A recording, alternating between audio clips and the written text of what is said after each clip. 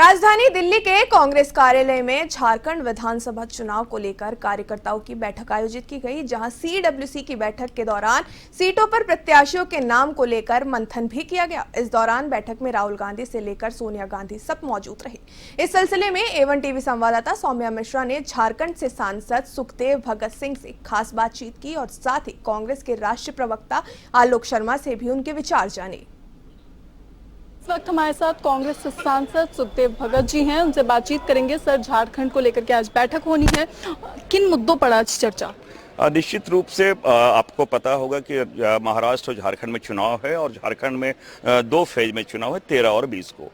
और क्योंकि डेमोक्रेटिक वे में हम सारी चीज़ों को एक आकलन करते हैं, जो हमारे कैंडिडेट कौन होंगे, वो सारी चीज़ों को देखते हुए हमारे प्रदेश इलेक्शन कमीशन कमेटी के वो मीटिंग हुई है, स्क्रीनिंग कमेटी की मीटिंग हुई है और आज सीईसी के सेंट्रल इलेक्शन कमेटी की आज मीटिंग है, जिसमें मैं पूरी अपेक्षा करता हूँ, उम्मीद करता हूँ कि जो प्रथम चरण का जो हमारा चुनाव 13 तारीख को है, क्योंकि 25 तारीख लास्ट डेट है, तो जो भी हमारे खाते में जो हमारी सीटें आई हैं उनके बारे में आज निर्णय होगा। और मे भी पॉसिबल कि हो सकता है सारी के सारी सीटों के बारे में निर्णय हो, लेकिन ज़्यादा संभावना जो प्रथम चरण का जो मतदान है उसके लिए आज सीटों की आज ये घोषणा की जाएगी। सीईसी की अभी महाराष्ट्र की बैठक, इसके बाद हमारे झारखंड को होगा और हम अपेक्षा करते हैं कि जो हमारे आला कमान जिन चीज़ों को जिन पे मोहर लगेगी नामों पे, उसको जिताने का हम लोग काम करेंगे। सर, झारखंड में क्या मुद्दे होंगे कांग्रेस पार्टी के? नहीं, हमारे मुद्दे, मैंने कहा हमारे मुद्दे आज भी जो आम जनों के मुद्दे हैं, जैसे मैंने कहा कि अभी बालिकाओं के लिए सर्जन पेंशन, ये आपका ये मैया योजना हमने किया कि 18 साल से लेके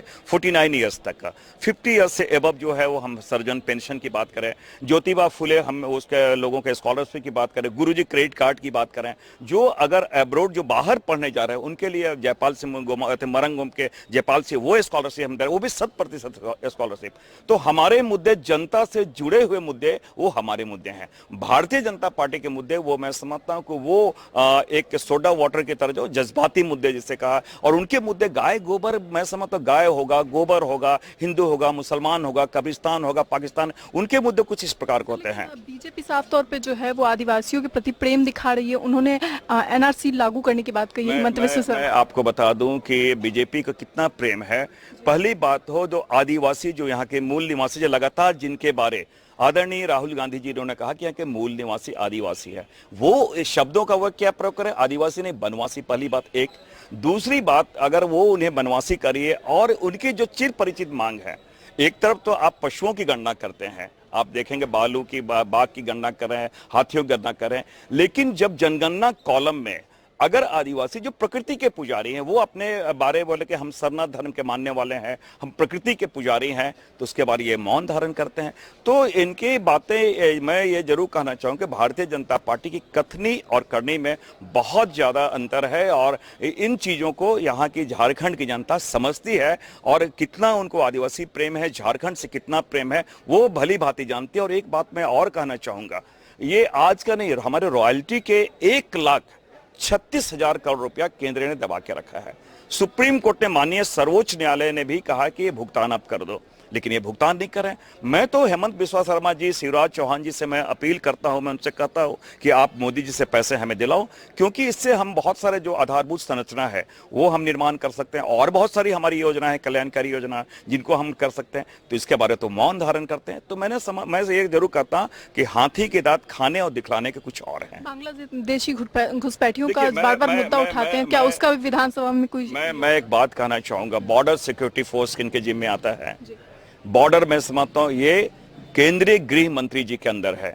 अमित शाह जी क्या करें, ये प्रश्न तो उनसे पूछना चाहिए ना। अगर घुसपैठिए बढ़े हैं तो निश्चित रूप से हमारे गृह मंत्रालय का जो जितने उनके जो सिस्टम है, या कह सकते हो उनके जो एजेंसी है जो इन सारी चीज़ों को देखती है, वो कहीं ना कहीं फेल है, विफल है, ये मैं कहना चाहूँगा। तो हेमंत बिस्वा शर्मा जी को तो स्पेशल ब्रांच उनके जो होंगे उनसे पूछना चाहिए और अमित शाह जी से पूछना चाहिए कि जो बॉर्डर पर जो सील होना चाहिए उससे घुसपैठिए आ रहे हैं, तो उनकी कमजोरी है, वो तो खुद स्वीकार कर रहे हैं ना। तमाम जानकारी के लिए शुक्रिया सर। तो ये थे हमारे साथ सुखदेव भगत जी, कैमरा जर्नलिस्ट राधे के साथ मैं सौम्या मिश्रा, एवन टीवी। इस वक्त हमारे साथ कांग्रेस के राष्ट्रीय प्रवक्ता आलोक शर्मा जी, हमसे खास बातचीत करेंगे। सर, किस तरह से देखते हैं, अब तारीखों के बाद आज बैठक है और अब निर्णय होगा सीट को लेकर के?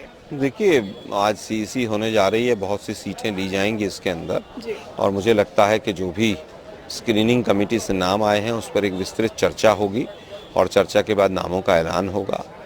मुझे ऐसा पूरा अंदेशा है कि जो भी नाम तय होंगे इस बार पूरी तरह से हम मजबूती के साथ चुनाव लड़ने जा रहे हैं।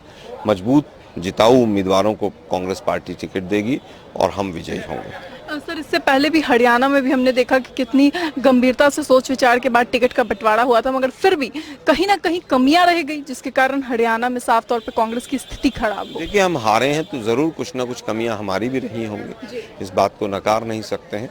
और मैं समझता हूं कि हाईकमान इन तमाम चीज़ जहां पर जो भी कुछ इस तरह के प्रश्न चिन्ह रहे हैं, स्वाभाविक है कि हाईकमान उनका संज्ञान जरूर लेगा।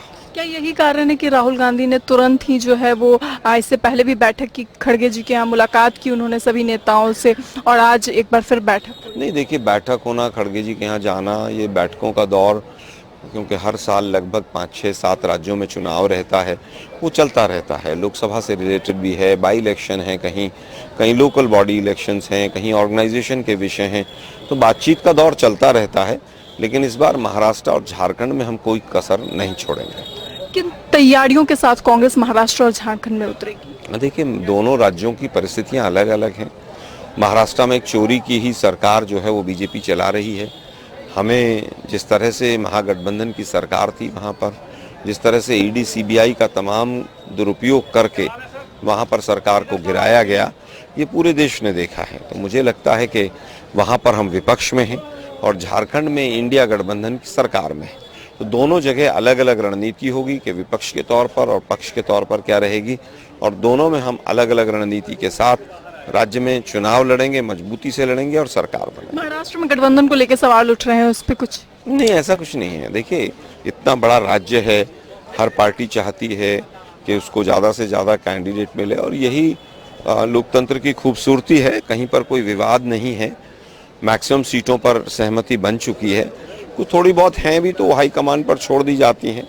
मुझे नहीं लगता कहीं पर भी किसी तरह का कोई प्रश्न चिन्ह है। जानकारी के लिए शुक्रिया सर। तो ये थे हमारे साथ आलोक शर्मा जी, और साफ तौर पे आज जो है वो बैठक है कांग्रेस मुख्यालय में। आज बैठक के बाद अब जो है वो यहाँ पे चर्चा होगी कि आने वाले समय में किन सीटों पर किन उम्मीदवारों को उतारा जाए। तारीखें तय हो चुकी हैं और इस सब के बाद अब पूरी तरीके से जो नजर है वो पूरे देश की झारखंड और महाराष्ट्र पर टिकी हुई है, क्योंकि दोनों जगहों पर विधानसभा के चुनाव होने, उपचुनावों की तारीख तय हो चुकी है। और इस सब के बाद अब जो है वो आने वाले समय में कांग्रेस पूरी तरीके से मजबूती से जमीनी स्तर पर उतरे, इसके लिए लगातार बैठकों का दौर जारी है। कैमरा जर्नलिस्ट राधे के साथ मैं स्वामी।